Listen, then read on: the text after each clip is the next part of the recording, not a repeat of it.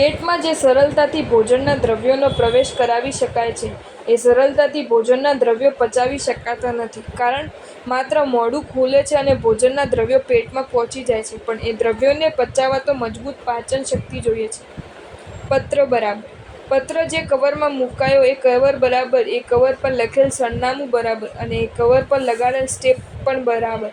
પણ સબૂર, એ સ્ટેમ્પ જો ચોક્કસ સરનામે કવર ન પહોંચે ત્યાં સુધી કવર પર ચીપકેલી ન રહે તો શક્ય છે કે એ કવર ચોક્કસ સરનામે પહોંચે જ નહીં. સ્ટેમ્પનો આપણને આ જ સંદેશ છે: તારું આચરણ બરાબર, તારા શબ્દો બરાબર, તારા વિચારો પણ બરાબર, પણ જો તું મુક્તિએ પહોંચવા માંગે છે તો જ્યાં સુધી મુક્તિ ન મળે ત્યાં સુધી તારે દેવ, ગુરુ, ધર્મ પ્રત્યેની નિર્મલ અને મંગળ શ્રદ્ધાને ટકાવી જ રાખવી પડશે. સાધના દરમિયાન વચ્ચે જો શ્રદ્ધા છૂટી ગઈ તો તું ગયો કામથી.